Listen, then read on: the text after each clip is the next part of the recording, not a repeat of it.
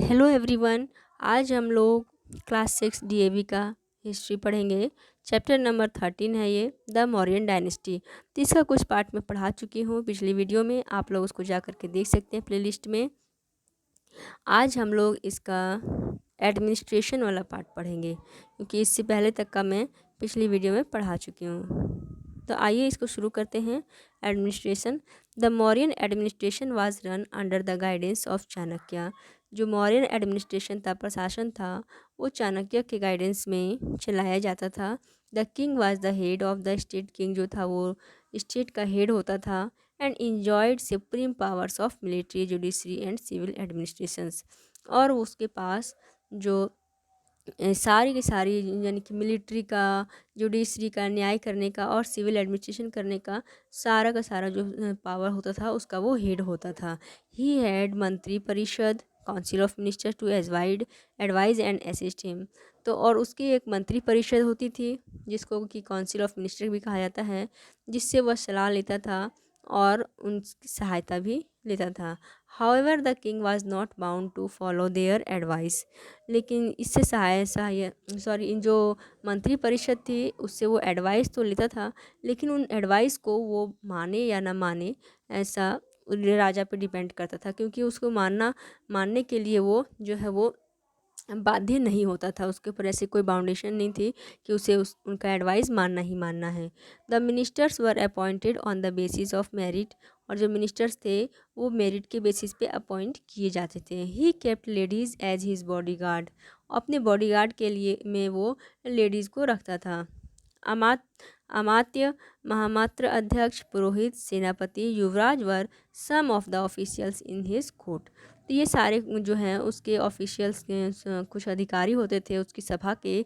वो कौन कौन से होते थे? अमात्य होते थे, महामात्र अध्यक्ष होते थे, पुरोहित थे, सेनापति और युवराज। ये सब जो हैं कुछ ऐसे अधिकारी होते थे जो उसकी सभा में रहते थे। There was a very efficient espionage systems. तो उसकी शासन व्यवस्था में एक बहुत ही मतलब कि एफिशिएंट जो था वो गुप्तचर व्यवस्था थी, जासूसी व्यवस्था थी, जासूसी करने का। The whole empire was divided into smaller units for efficient administrations. तो शासन व्यवस्था को अच्छे से चलाने के लिए पूरे साम्राज्य को, जहाँ तक उसका साम्राज्य विस्तार था, उसको छोटे छोटे यूनिट में बांटा गया था। जैसे कि आज के समय में देखिए हमारे जैसे कि इंडिया है, तो इंडिया का शासन क्या पूरा का पूरा प्रधानमंत्री अपने आप चला सकता है? तो उसके लिए उसने छोटे छोटे स्टेट्स बनाए हैं। छोटे छोटे स्टेट्स में जो है चीफ मिनिस्टर्स होते हैं, तो चीफ मिनिस्टर्स जो हैं वो स्टेट्स के बारे में प्राइम मिनिस्टर्स को देते हैं सूचनाएं। तो उसी तरह उस समय इसने भी उस समय मौर्य साम्राज्य भी जो था वो छोटे छोटे यूनिट्स में बटा हुआ था, ताकि वहाँ का जो एडमिनिस्ट्रेशन था, प्रशासन व्यवस्था था, वो अच्छे तरीके से चलाया जा सके। The city administration was under nagar adhyaksha और नागरिक। जो शहर का प्रशासन था वो नगर अध्यक्ष या फिर नागरिक के अंदर चलाया जाता था। He was helped bye 30 members. और उसकी सहायता 30 मेंबर्स करते थे। जो नगर अध्यक्ष था उसकी सहायता 30 मेंबर्स करते थे।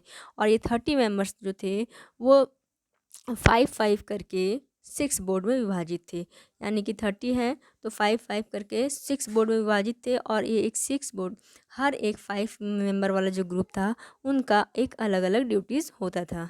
The village administration was run by A group of officers. और जो गांव का प्रशासन था वो ऑफिसर्स का एक ग्रुप के द्वारा चलाया जाता था। They kept record of the people, collected taxes and maintain law and other in the villages. और तो उनका काम क्या होता था कि वे लोगों से जो टैक्स वसूलते थे उसका रिकॉर्ड रखते थे, वहाँ पे लॉ जो था उसको मेंटेन करके रखते थे, और भी जो अदर काम होते थे विलेज के वो करते थे। तो उस समय का जो सोशल कंडीशन था वो कैसा था? The life of people was peaceful and prosperous in the society. लोगों का लाइफ जो था वो बहुत ही शांतिपूर्वक और समृद्ध था उस समय समाज में। वर्ण एंड आश्रम सिस्टम ऑफ द ऋग वैदिक पीरियड वर इन प्रैक्टिस। तो जो वर्ण सिस्टम जो चले और जो वर्ण और आश्रम सिस्टम जो चले आ रहे थे ऋग वैदिक पीरियड से, वो अभी भी थे। Kautilya outlined the duties of each वर्ण अंडर ईच आश्रम। कौटिल्य ने हर वर्ण के लिए और हर आश्रम के लिए अलग अलग ड्यूटीज़ जो है वो आउटलाइन कर दी थी। बता दिया था कि हर वर्ण का क्या ड्यूटी रहेगा, हर आश्रम में उनका क्या ड्यूटी रहेगा।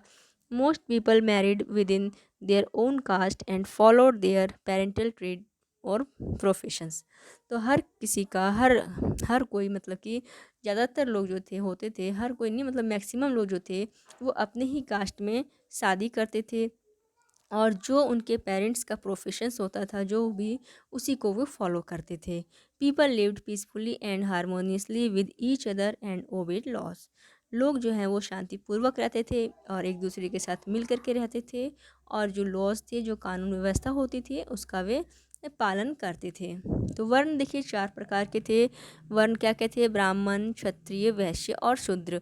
तो ब्राह्मणों का क्या काम था? शिक्षाएं देना, यज्ञ कराना, पाठ कराना, ये सब था। क्षत्रिय का कार्य क्या होता था? साम्राज्य की सुरक्षा के लिए युद्ध करना। वैश्य का काम होता था व्यापार करना, और शूद्र का काम क्या होता था? बाकी के जो 3 थे, ब्राह्मण, क्षत्रिय, वैश्य, इनकी हेल्प करना, इनकी सेवा करना। और इसी तरह से आश्रम में था, तो ये आश्रम 4 क्या होते थे? ये 4 आश्रम इन चारों में भी होते थे। जैसे ब्रह्मचारी, ब्रह्मचारी जो होता था पहले शुरू में 1 साल से लेकर के 25 साल तक की एज को ब्रह्मचारी कहा जाता था। उसके बाद गृहस्थ आश्रम होता था जो 25 से लेकर 50 साल की एज तक होता था। फिर वानप्रस्थ आश्रम होता है जिसमें लोग जंगल चले जाते हैं और तपस्या करते हैं। तो ये लोगों का एज होता था 50 के बाद से लेकर के 75 तक का। उसके बाद संन्यास होता था जो कि 75 से लेकर के 100 तक के एज तक का रहता था। इकोनॉमिक कंडीशन उस समय क्या था? तो agriculture was the basis of the village economic. गांव की जो इकोनॉमिक थी, अर्थव्यवस्था थी, उसका बेस तो एग्रीकल्चर ही था, कृषि ही थी। Many dams and lakes were constructed to provide irrigational facilities. बहुत सारे डैम्स और लेक्स जो है वो बनाए गए थे ताकि लोगों को सिंचाई की व्यवस्था के लिए सिंचाई की व्यवस्था जो है सो वो प्रोवाइड किए जा सके। कैनल्स वर आल्सो डग, और नहरें भी खुदवाई गई थी। Sudarshan lake build in Chandragupta Maurya is a good example of the irrigation system that was prevalent at that time. तो उस समय जो एक लेक था सुदर्शन लेक, वो एक बहुत ही अच्छा एग्जाम्पल था उस समय, आपके उस समय के लिए, जो कि सिंचाई व्यवस्था के लिए बनाया गया था। The state also gave financial help to the cultivators and traders. जो स्टेट्स होते थे, राज्य जो थे, वो कल्टीवेटर्स को और ट्रेडर्स को फाइनेंशियल हेल्प भी देते थे। जैसे कि अभी के टाइम में होता है ना कि लोग जिन किसानों को या फिर व्यापारी वगैरह को लोन वगैरह देते हैं व्यापार चलाने के लिए, खेती के लिए, लोगों को लोन दिया जाता है, गवर्नमेंट के द्वारा से हेल्प दिया जाता है, हेल्प किया जाता है, कुछ आर्थिक हेल्प भी किया जाता है। तो उस तरह से उस समय भी स्टेट के द्वारा जो है कुछ फाइनेंशियल हेल्प किए जाते थे। Proper attention was paid to cattle rearing and pasturage। तो कैटल रियरिंग, पशुपालन, और जो दूध दूध उत्पादन था उसके ऊपर भी प्रॉपर अटेंशंस दिया गया था। Forest, wild animals, mines and natural resources were considered as public property and protected by the state laws. तो ये सारी जो चीज़ें थी, फॉरेस्ट और जंगली जानवर, माइंस और जो भी नेचुरल रिसोर्सेज होते थे, इसे पब्लिक प्रॉपर्टी माना जाता था, और राज्य के द्वारा जो कानून बनाए जाते थे उसका पालन किया जाता था। Heavy punishment was given to those who cut down green trees. और जो लोग ग्रीन ट्रीज को काटते थे उसे बहुत ही कड़ी सज़ा दी जाती थी। ये आज के समय में तो पेड़ों की कटाई देखिए कितनी तेज़ी से हो रही है, कितना जो है सो जंगल कम हो गया है। तो उस समय देख सोचिए, इतने टाइम पहले लोगों को के बीच में ये रूल्स था कि ग्रीन ट्रीज़ को नहीं काटना है, और जो काटता था उसको हैवी पनिशमेंट दी जाती थी। Promotion of trade was ensured by government officials.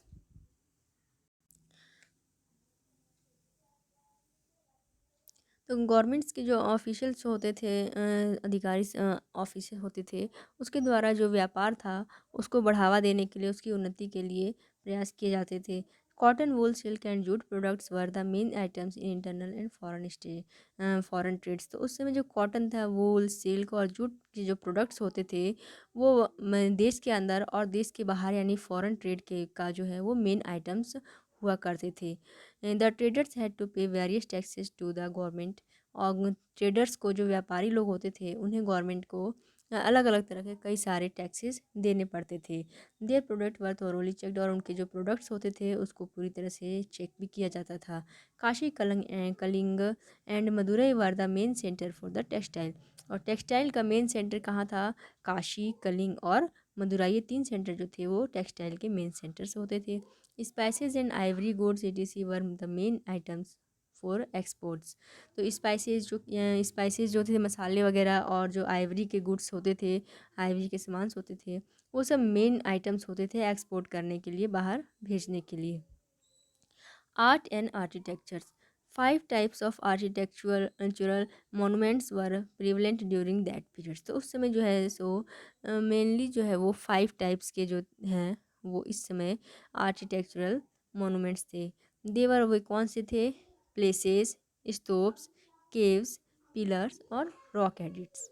Palaces यानी कि महल, स्तूप्स जो कि बौद्ध धर्म के होते थे, केव्स यानी गुफा, पिलर्स जो कि अशोक ने अलग अलग जगहों पे स्थापित किए थे, रॉक एडिक्ट्स यानी पत्थर की चट्टानों पर जो लिखवाए जाते थे, उसके खोद खोद के जो लिखवाए जाते थे वो। The places of Ashoka was exquisitely beautiful. Fahian, a Chinese traveler, was astonished to see it and remarked that the palace must have been constructed by gods, not by men. जो राजा था अशोक, उसका जो महल था वो बहुत ही सुंदर, मतलब कि बहुत ही सुंदर था। तो एक जो चाइनीज़ ट्रैवलर था, वो इंडिया जब आया था, चाइना से इंडिया आया था चाइनीज़ यात्री, तो उसने जब इसे देखा था तो वो सरप्राइज़ रह गया था बिल्कुल देख करके। और उसने इसको क्या रिमार्क किया था कि ये पैलेस जो है, ये महल जो है सो ज़रूर किसी भगवान के द्वारा बनाया होगा, क्योंकि ये किसी आदमी के द्वारा नहीं बल्कि भगवान के द्वारा निश्चित रूप से बनाया गया है। उसने ऐसा रिमार्क किया था इसको देख करके, इतना सुंदर था जो। The Stoop of Sanchi and its gateway is the best example of the architecture of that period. तो उस समय का जो स्तूप था, सांची का स्तूप जो था और गेटवे जो था, वो इस समय के आर्किटेक्चर का बेस्ट एग्जाम्पल था। The Mauryan rulers dug many caves for the monk to live in. Such caves have been found in Barabar and Nagarjun hills and Yakshi at Didargunj near Patna. तो जो मौर्यन रूलर्स थे उन्होंने कई सारे गुफाओं का निर्माण किया था, खोद करके करवाया था मॉन्क्स के लिए, जो बुद्धिस्ट साधु होते थे उनके रहने के लिए। और वो जो कि पाए गए हैं कहाँ पर? बराबर और नागार्जुन की जो पहाड़ियाँ हैं वहाँ पर पाए गए हैं, और यक्षी जो कि दीदारगंज यानी कि पटना के नज़दीक है वहाँ पर पाया गया है। The finest example of architecture can be seen in the form of stone pillars with shining surface. तो सबसे फाइनेस्ट एग्जाम्पल है आर्किटेक्चर का, वो कहाँ कहाँ पाया गया है? वो स्टोन पिलर्स जो थे ना, उसमें स्टोन के पिलर्स थे जिन पर कि लिखवाया गया था, उनका जो सरफेस है वो इतना मतलब कि अभी भी शाइन करता हुआ है। These pillars were crowned with animal figures and Dharma चक्र। तो इसके ऊपर क्या क्या बनाया गया था? एनिमल्स के फिगर्स बनाए गए थे और धर्म चक्र बनाया गया था। द टॉप यानी capital part of the stone pillar with 4 lions and Dharma Chakra has been adopted as our national anthem. तो जो यही जो धर्म चक्र, ये जो पिलर था जो कि सारनाथ में है, तो इसके टॉप पर जो है वो एक धर्म चक्र बनाया गया है, और यही जिसमें कि 4 तरह जो है एनिमल्स हैं, और इसी को हमारा जो है नेशनल एम्बलम के रूप में अडॉप्ट किया गया है यहीं से।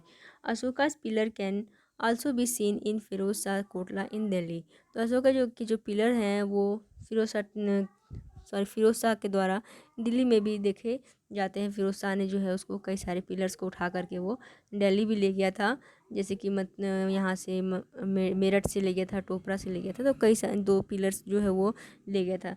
Topra, Ambala, Kaushambi Allahabad, Lauriya Nandangarh, Sarnath Uttar Pradesh, Sanchi MP also have such pillars. तो ये सब कुछ पिलर्स थे जो कि जैसे कि टोपरा था अम्बाला में, कौशाम्बी का जो है वो इलाहाबाद में है, लौरिया जो है वो नंदनगढ़ में, सारनाथ जो है वो उत्तर प्रदेश में, और सांची जो कि MP में है। ये सब कुछ ऐसे पिलर्स थे। तो इन्हीं में से जो उत्तर प्रदेश में जो सारनाथ का जो पिलर है, देखिए यहाँ पे पिक्चर में दिखाया गया है, इसी से जो है वो हमें हमारा नेशनल एम्बलम लिया गया है। इसी के ऊपर जो है वो एक धर्म चक्र का डिज़ाइन किया हुआ है जिसमें कि 4 लायंस हैं। Rock edicts were found in Roopnath, Central Province, Sasaram Bihar and Bairat Rajasthan. तो रॉक एडिट्स कहाँ कहाँ से पाए गए हैं? रूपनाथ से, सासाराम जो कि बिहार में है, और बैरात जो कि राजस्थान में है। यहाँ से ये रॉक एडिट्स पाए गए हैं। देखिए यहाँ पे नज़दीक से ये पिक्चर दिखाया गया है नेशनल एम्बलम ऑफ इंडिया। यही जो है इस पिलर के ऊपर में यहाँ पर बनाया गया है। देखिए जो 4 लाइन से चारों तरफ से। Later on, monasteries were made for the monk to live in, while Ashoka was making every effort to spread the message of peace to the neighboring countries. The Chinese emperor were building the Great Wall to protect their boundaries by forcing thousands of people to work on the constructions in extreme weather condition. तो बाद में Monks के लिए कई सारे मॉन्स्ट्रीज़ जो हैं वो बनाए गए थे। और जिस समय अशोक जो थे वो हर हाल में हर प्रयास कर रहे थे, ये पूरी हर अपने पड़ोसी राज्यों में ये मैसेज फैलाने का प्रयास कर रहे थे, शांति का मैसेज फैलाने का प्रयास कर रहे थे, जन कल्याण का प्रयास कर रहे थे। तो उसी समय जो नेबरिंग कंट्री था चाइना, वहाँ के राजा जो है ग्रेट वॉल बना रहे थे अपनी बाउंड्री को प्रोटेक्ट करने के लिए। और ये ग्रेट वॉल जो बना रहे थे वो हज़ारों लोगों को फोर्स करके उनसे काम कराया जा रहा था, और जो कि बिल्कुल भी एक्सट्रीम वेदर कंडीशन था, मतलब कि बिल्कुल भी उनके अनुकूल जो वहाँ का वेदर था वो बिल्कुल अच्छा नहीं था। उससे वैसे वेदर में उनसे ज़बरदस्ती काम करवा करके और ये ग्रेट वॉल जो है वो बनाया जा रहा था। Decline of the Mauryan empire. तो मौर्यन एम्पायर जो था इतना अच्छा शासन व्यवस्था था, उसके बाद इसका जो है सो वो पतन कैसे हो जाता है, डिक्लाइन कैसे होता है। The decline of Mauryan empire started after the death of Ashoka in 232 BCE। 232 BCE में जब अशोका की डेथ हो गई तो उसके बाद जो है सो मौर्यन एम्पायर का डिक्लाइन जो है वो स्टार्ट हो जाता है। It is said that Ashoka's military policy is not waging any war was perhaps that the main reason for the decline of his empire. क्योंकि ऐसा कहा जाता है कि जब अशोका ने कि बौद्ध धर्म अपना लिया तो अब उनके पास जो उनकी जो मिलिट्री पॉलिसी थी वो अब जो है सो वो लगभग जो है वो ख़त्म जैसे हो गई थी, मतलब कि अब लोगों के पास युद्ध करने का कुछ नहीं था। तो धीरे धीरे इसके कारण से जो है वो एम्पायर का विनाश हो गया। Brihadratha was the last ruler of the Mauryan dynasty. जो मौर्यन डायनेस्टी का रूलर था वो कौन था? बृहद्रथ था। He was killed by his commander in chief Pushyamitra सुंग इन 185 to 73 BCE who captured the throne। तो जो लास्ट रूलर था बृहद्रथ, इसकी जो हत्या कर दी थी उसी के कमांडर इन चीफ जो था पुष्यमित्र सुंग, उसने हत्या कर दी थी। और पुष्यमित्र सुंग ने जो है उसका शासन जो है वो उसका सिंहासन हड़प लिया था और उसने 185 से 73 BC तक शासन किया था। He founded a new dynasty called Sunga dynasty and was succeeded by Agnimitra. और इसने जो शासन स्थापित किया था, जो साम्राज्य स्थापित किया था वो सुंग डायनेस्टी कहलाया। तो अब मौर्यन का अंत हो गया और अब कौन सा डायनेस्टी आ गया? अब सुंग डायनेस्टी आ गया। और ये सुंग डायनेस्टी इसका जो था ये किसने स्थापित किया था? पुष्यमित्र सुंग ने किया था। इसके बाद जो राजा बना वो अग्निमित्र बना था। द लास्ट रूलर ऑफ सुंग dynasty Devabhuti was killed by Vasudev who established Kanva dynasty in 72 BCE। तो और इस डायनेस्टी का भी जो लास्ट रूलर था वो कौन था? देवभूति था। तो देवभूति की हत्या वासुदेव ने कर दी और वासुदेव ने एक नई डायनेस्टी की स्थापना की जिसे कन्व डायनेस्टी कहा जाता है, जो 72 BCE में की गई थी। तो आज आपका चैप्टर यहाँ पे ख़त्म हो जाता है। तो इसका बाकी कुछ क्वेश्चंस कर लेते हैं हम। Tick the correct options. तो the founder of Mauryan dynasty was, Mauryan dynasty का फाउंडर कौन था? चंद्रगुप्त मौर्य। हु रोट अर्थशास्त्र। अर्थशास्त्र किसने लिखा है? कौटिल्य ने। The ambassador sent by Seleucus Nicator to the court of Chandragupta Maurya was. जो सेल्यूकस निकेटर ने जो अपना अम्बेसडर भेजा था चंद्रगुप्त मौर्य की सभा में वो कौन था? मेगास्थनीस था। The last Nand ruler was. जो लास्ट नंद रूलर था वह घनानंद था, जिसको चंद्रगुप्त ने और चाणक्य ने मिलकर के पराजित किया था और मौर्य साम्राज्य की स्थापना की थी। The Mauryan king were assisted by. जो मौर्यन किंग थे वो किसके द्वारा असिस्ट किए जाते थे? मंत्री परिषद के द्वारा। Now fill in the blanks. Alexander was the son of king, यहाँ पे होगा फिलिप। कौन सा किसका था? फिलिप का सन था। और फिलिप कहाँ का था? मैकडोनिया का था। ठीक है, यहाँ पे मैकडोनिया लिख लीजिएगा। Chandragupta Maurya invaded Magadha with the help of Chanakya during Ashoka's rule was the main base of village economic. तो यहाँ पे होगा हमारा agriculture. The city administration during the Mauryan period was under nagar adhyaksha. जो सिटी का एडमिनिस्ट्रेशन था वो किसके द्वारा चलाया था? नगर अध्यक्ष के द्वारा। The Chinese traveller was astonished to see the Mauryan palace. तो मौर्यन पैलेस को देख के कौन सरप्राइज रह गया था? तो वो था फाहियान। यहाँ पे फाहियान होगा। नेक्स्ट है मैचिंग करना है, तो इसको करते हैं बराबर। फर्स्ट है बराबर, तो बराबर क्या है? ये एक केव है। क्या है? केव है। उड़ीसा, उड़ीसा में क्या है? कलिंग। मदुरई, मदुरई किस लिए फेमस था? टेक्सटाइल सेंटर के लिए। सासाराम, तो सासाराम क्या में क्या है? रॉक एडिक्ट्स है। और सांची, सांची में क्या है? स्तूप्स हैं। तो आपके इस 3 क्वेश्चंस हो गए हैं ए बी सी। बाकी जो है ये डी और ई, इसका मैं नेक्स्ट वीडियो में आपको प्रोवाइड करा दूँगी। Thanks for watching and please share this video.